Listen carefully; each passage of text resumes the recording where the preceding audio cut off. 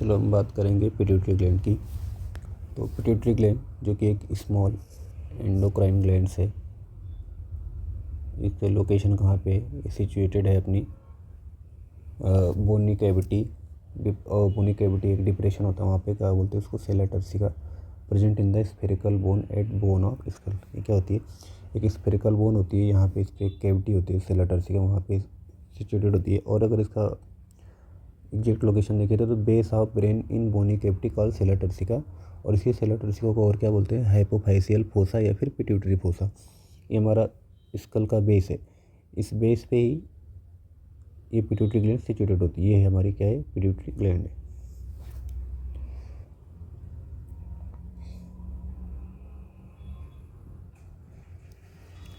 अगर हम बात करें पिट्यूटरी ग्लैंड की शेप की, तो इसका जो शेप होता है थोड़ा सा ओवल होता है, और इसका साइज एक मटर के दाने के बराबर होता है, और इसका वेट 500 मिलीग्राम यानी कि आधा ग्राम होता है। डिवीज़न की बात करें पिट्यूटरी ग्लैंड की, तो दो पार्ट्स में होता है, एक होता है एंटीरियर पिट्यूटरी हमारा, और एक होता है पोस्टीरियर पिट्यूटरी, ये वाली। एंटीरियर पिट्यूटरी को बोलते हैं एडिनो हाइपोफाइसिस, और पोस्टीरियर को बोलते हैं न्यूरो हाइपोफाइसिस। ठीक है। अगर हम हार्मोन्स की बात करें पिट्यूटरी ग्लैंड्स की, तो इनमें कौन कौन सा हार्मोन होता है, growth hormone, prolactin, thyroid hormone, follicular stimulating hormone, luteinizing, adrenocorticotropic, oxytocin, vasopressin और मेलानोसाइट स्टिमुलेटिंग हार्मोन। ठीक है। तो सबसे पहले देखेंगे ग्रोथ हार्मोन के बारे में। ग्रोथ हार्मोन को और क्या बोलते हैं, सोमेटोट्रोपिन हार्मोन या फिर growth hormone. Growth hormone is hormone which made by pituitary gland that helps to increase in height, bone muscle growth, fat metabolism and overall body development. में क्या करता है, ओवरऑल जो बॉडी की डेवलपमेंट है वो कौन कॉज करता है, हमारा ग्रोथ हार्मोन। इससे मसल का हाइट इंक्रीज होना, बोन का हाइट इंक्रीज होना, फैट का मेटाबॉलिज्म हो, या ओवरऑल जो बॉडी डेवलपमेंट है कौन करता है, ग्रोथ हार्मोन। अगर हम बात करें इसका पैथोलॉजी, या फिर कोई इसमें डिफेक्ट हो जाए तो क्या होता है, इसमें ट्यूमर हो जाए, या फिर किसी इडियोपैथिक कॉज से हो जाए जिसका कॉज हमको नहीं पता, किसी भी कारण से इसका साइज बढ़ जाए, या फिर साइज छोटा हो जाए, या फिर इसमें नेक्रोसिस हो जाए, तो क्या होता है देखते हैं अपन। जैसे कि अगर पिट्यूटरी में क्या हो जाए, ट्यूमर हो जाए, ट्यूमर से क्या होगा, हाइपर सिक्रीशन होने लगेगा, क्योंकि सेल का नंबर क्या हो जाएगा, ट्यूमर में बढ़ जाती है, तो हाइपर ग्रोथ की वजह से उसमें ग्रोथ हार्मोन एक्सेसिव सिक्रीशन होने लगेगा।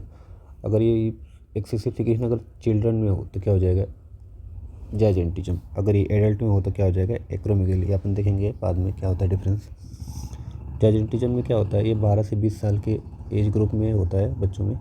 इसमें क्या होता है, over growth of skeleton bone are thick and uniform, bone क्या हो जाएगी, थिक और डिफॉर्म हो जाएगी। Increase in size of muscle, viscera and other body tissue. ये तो नॉर्मल है, ये तो होता ही है ग्रोथ हार्मोन में, इसका काम है। लेकिन ये क्या हो जाएगा, ज़्यादा बढ़ जाएगा। और स्किन और सबक्यूटेनियस टिश्यू क्या हो जाएगा, थिक हो जाएगा। इसका जो स्किन होगा नॉर्मल से बहुत ज़्यादा ही थिक होगा, नॉर्मल लोग से। उसके बाद हम बात करेंगे अगर एडल्ट में हाइपर सिक्रीशन और ग्रोथ हार्मोन का, तो क्या हो जाएगा, एक्रोमेगेली। एक्रोमेगेली में क्या होता है, if growth hormone secretion increases in adult person then in spite of linear growth, transfer growth. अगर क्या होता है, लीनियर ग्रोथ से ज़्यादा क्या होता है, ट्रांसफर ग्रोथ ज़्यादा होता है इसमें। ठीक है, लीनियर ग्रोथ भी होता है। और क्या होता है कि सिम्टम क्या देखने को मिला, enlarge over growth and thickening of bone of limbs, jaw, cheek, supra orbital ridges. इसमें क्या देखोगे, जो नॉर्मल इंसान का जो चिन है वो क्या होता है, यहाँ तक होता है। लेकिन जो इसमें है एक्रोमेगेली वाले में, इसमें थोड़ा सा ब्रॉड होगा और थोड़ा सा ज़्यादा भी होगा। क्या होगा, प्रोमिनेंट चिन और जो होगा, लिप्स और टंग कैसे होंगे इसके, इनलार्ज होंगे, इनलार्ज नोज़ भी होगा। और प्रोमिनेंट फॉरहेड कैसा होगा, चौड़ा होगा, जैसे कि खली का देख सकते हैं आप, फॉरहेड कितना वाइड है, चिन और जो एक्सपोज्ड है। ठीक है। अगर इसका स्कल बोन देखें, अगर इसका स्कल बोन का जो साइज होगा वो बहुत ज़्यादा थिक होगा और बड़ा होगा, फेस ब्रॉडर होगा। हेड एंड फीट कैसा होगा, थिक एंड होगा। विसरा, इसके जो हार्ट्स, लंग्स, लीवर, स्प्लीन, इन नॉर्मल इंसान से क्या होंगे, बड़े होंगे। अगर ये ग्रोथ हार्मोन का हाइपोसिक्रीशन हो, ग्रोथ हार्मोन का क्या काम क्या है, बॉडी की ग्रोथ करना। अगर इसका हाइपोसिक्रीशन होगा तो ग्रोथ क्या होगी, अच्छे से होगी क्या, नहीं होगी। तो बॉडी की ग्रोथ कैसे होगी, स्टैंडर्ड ग्रोथ होगी। अप टू 3 फीट तक की हाइट होती है इधर तक। जैसे कि इमेज में देख सकते हो कि इसकी ग्रोथ बहुत ज़्यादा नहीं हुई है, तो इसने क्या कराई है, सर्जरी कराई है, बोन का क्या किया, इनलार्जमेंट कराया यहाँ पे, इसकी बोन ऐसे थी, अभी कैसे हो गई, ऐसे हो गई सर्जरी करा के, तो इसने हाइट में थोड़ा सा इंक्रीमेंट लिया है। ठीक है, इसके सेक्स ऑर्गन कैसे रहेंगे, रिमेन इन्फेंटाइल। मेटाबॉलिक रेट और इंटेलिजेंस क्या रहेगा, ये नॉर्मल रहेगा। अगले हार्मोन की बात करें तो prolactin, which promote milk production at the end of pregnancy. जब प्रेगनेंसी का एंड हो जाता है यानी कि बेबी की डिलीवरी हो जाती है, तो क्या होता है, वो मिल्क का प्रोडक्शन कहाँ करता है, मायोएपिथेलियल सेल्स या फिर ये जो एल्वेलाई है, इसमें क्या करता है, मिल्क का प्रोडक्शन करवाता है और बच्चे को फीडिंग में मदद करता है। ये इसका प्रोडक्शन कैसे होता है, सबसे पहले तो बेबी यहाँ पे फिजिकल स्टिमुलस देता है मदर को सकिंग के थ्रू।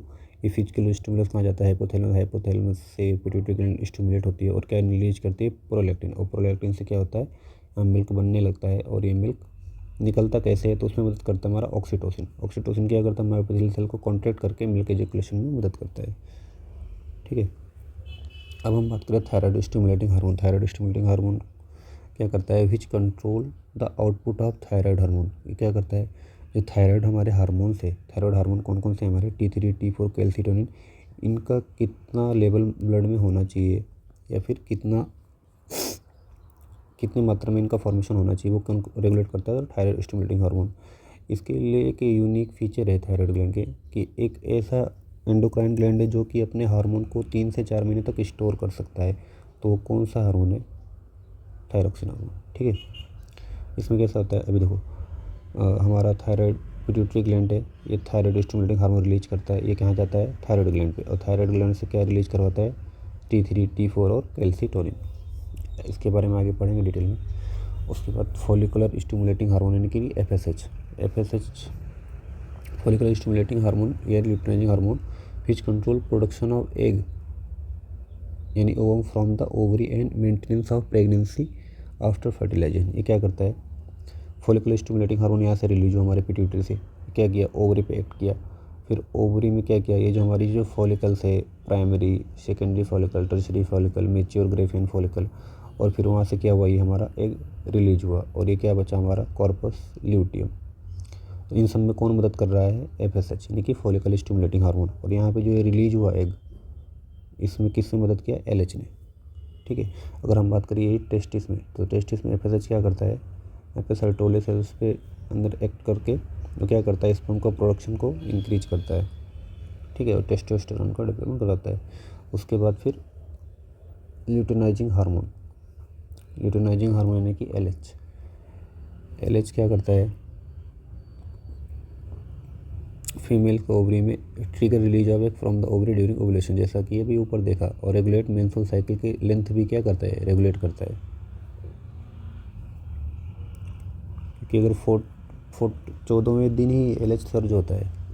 ठीक है, उसके बाद अगर हम बात करें मेल्स में क्या करता है, stimulate Leydig cell in testis to promote testosterone. क्या करता है, लेडिक सेल को स्टिमुलेट करके टेस्टोस्टेरोन को प्रमोट करवाता है, जो कि essential for the sperm production. और क्या करता है, मेल के सेकेंडरी सेक्सुअल कैरेक्टर को डेवलप करवाता है। अगर हम बात करें एड्रेनोकॉर्टिकोट्रोपिक हार्मोन यानी कि ACTH। ठीक है, तो क्या करता है, which control output of cortisol from adrenal gland. ये क्या करता है, कॉर्टिसोल के हार्मोन रिलीज को कंट्रोल करता है।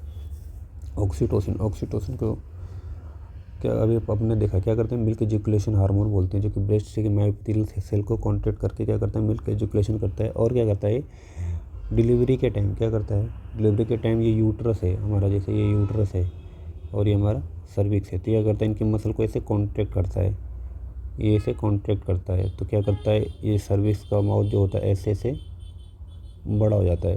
यानी कि अगर इतना सर्विक्स का माउथ ओपनिंग है तो सर्विक्स का माउथ इतना हो जाता है, और बेबी का जो हेड है या पूरी बॉडी पार्ट से वो क्या होता है, डिलीवरी हो जाता है यहाँ से। ठीक है, उसके बाद वेसोप्रेशन को क्या बोलते हैं, ADH anti diuretic hormone, also called anti diuretic hormone, which increase the reabsorption of water in the kidney. क्या करता है, वाटर को रीअब्जॉर्ब करता है, मतलब कि जो यूरिन के थ्रू वाटर बाहर जा रहा था उसको वापस से एब्जॉर्ब कर लेता है, टू कंट्रोल वाटर लॉस। ऐसा कब होता है, जब हमारे बॉडी में वाटर लॉस हो रहा होता है तब ऐसा करता है ये। ठीक है, तभी ये ADH हार्मोन सीक्रेट होता है। मेलानोसाइट स्टिमुलेटिंग हार्मोन यानी MSH क्या होता है, which stimulate the growth of pigment cell in the skin. इसमें क्या होता है, पिगमेंट सेल की स्किन में ओवर ग्रोथ हो जाती है, तो क्या हो जाता है, पिगमेंटेड स्किन होती है। किसी किसी के देखो चेहरे पे ब्लैक स्पॉट्स ऐसे होते हैं, फेस पे, चिक्स पे, तो क्या होता है, हाइपर पिगमेंटेशन हो जाता है किसका, स्किन का। ठीक है, आपको वीडियो अच्छा लगा तो लाइक करें, शेयर करें, सब्सक्राइब करें।